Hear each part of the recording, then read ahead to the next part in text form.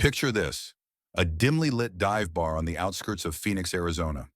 Steven Seagal sits alone, nursing a whiskey, his once legendary presence reduced to a shadow of its former self.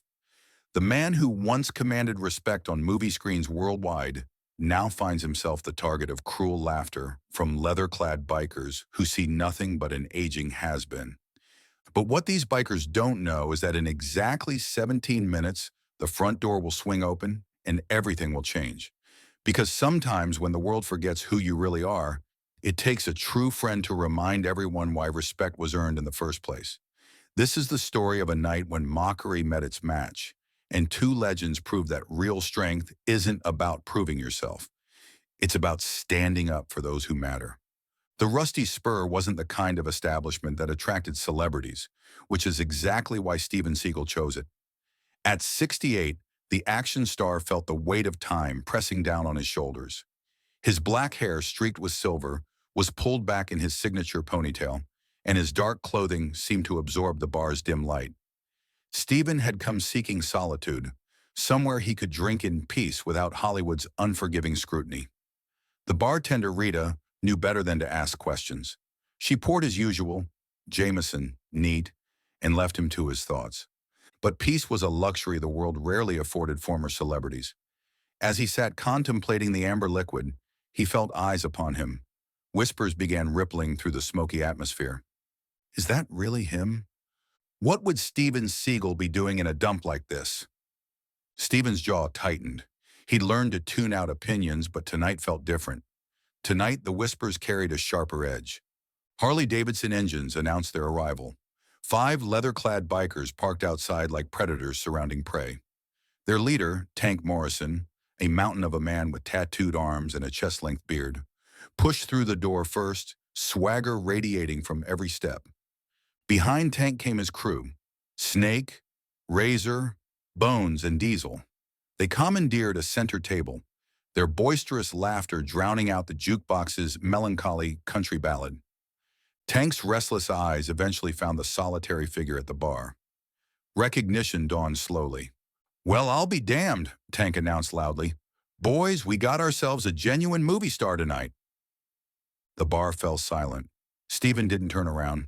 He knew what was coming, the peculiar cruelty of public humiliation that wounded pride rather than flesh. "Hey there, action hero," Tank called out, voice dripping with mock reverence. "Ain't you supposed to be breaking bones and taking names? What are you doing drinking alone in a place like this?" His crew erupted in laughter. Snake chimed in. Maybe he's researching his next straight-to-video masterpiece. Under Siege 17, the bar fight. More cruel laughter echoed off the stained walls. Steven's hands remained steady on his glass. But inside, old instincts stirred, trained responses of a martial artist who'd spent decades studying combat. But Steven Seagal in 2024 wasn't the same man who dominated action cinema. Time had humbled him, life had worn him down, and public opinion had rendered its verdict. Tank stood up, his massive frame casting shadows. "Come on, Steven! Show us those fancy moves. Bet you can't even reach your own feet anymore." Steven finally turned, movements deliberate and controlled. His dark eyes met Tank's, something flickering there. Not fear, but deep, weary sadness. "I'm just trying to have a drink," Steven said quietly. "Aw, that's precious," Razor sneered. "The tough guy just wants peace." As laughter rained down, Steven's mind drifted to 20 years ago, when he'd first met Chucknorris at a veterans charity event. Chuck had approached after Steven's Aikido demonstration, genuine respect creasing his weathered face. "There's a difference between fighting for cameras and fighting for what's right," Chuck had said. "You've got both in you." They'd become unlikely friends, two men who understood being turned into myth, having their real selves obscured by larger-than-life personas. Chuck always saw through the Hollywood facade to the man beneath. "You thinking about calling Walker? Texas Ranger?" Tank taunted. "Maybe he can ride in and save you." Steven placed $20 on the bar, preparing to leave with whatever dignity remained. Sometimes the strongest choice was knowing when to walk away. But Tank stepped into his path. "Leaving so soon?" "The party's just getting started." The front door swung open with enough force to rattle windows. Conversation died instantly. Standing in the doorway, silhouetted against desert twilight, was Chuck Norris. At 79, Chuck still commanded presence that could fill rooms. His silver hair was perfectly combed, his jeans and plaid shirt fresh pressed, boots clicking against wooden floors with the rhythm of inevitability. But his eyes truly caught attention. Pale blue and steady as winter frost, sweeping the room with calm assessment. Tank's confident smirk faltered. Snake's gold teeth stopped glinting. "Evening, Stephen," Chuck said, voice carrying easily across the silent bar. "Sorry I'm late." Traffic was murder. Stephen felt warmth he hadn't experienced in months. "Chuck, didn't expect to see you here." "I was in the neighborhood," Chuck replied, settling beside his friend. "Figured you might appreciate company." His pale eyes flicked toward the bikers. "Looks like I was right." Tank stepped forward. "This ain't your business, old man." Chuck turned with a teacher's patient expression. "Stephen's my friend." "That makes it my business." "Your friend," Razor laughed nervously. "This washed up has been—" The temperature seemed to drop 10 degrees. "Let me tell you boys a story," Chuck said, never raising his voice yet commanding absolute attention. 20 years ago, I watched Stephen take on 6 men hassling a disabled veteran. 6 men, each bigger than any of you. He accepted a Coke from Rita. Stephen didn't want to fight.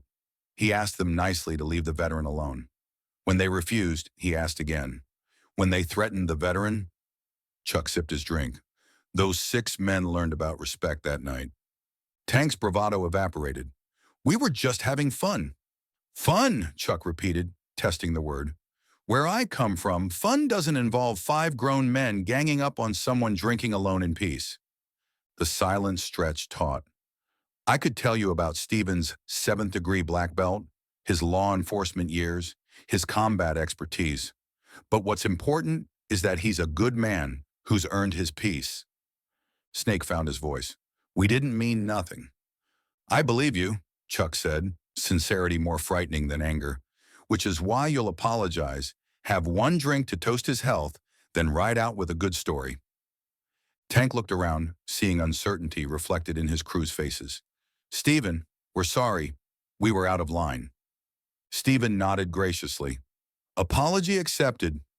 Chuck raised his Coke. "To good friends and second chances." Within 10 minutes, the bikers had filed out, Harleys rumbling away like retreating thunder. "How did you know I was here?" Stephen asked. Chuck smiled warmly. "Rita called.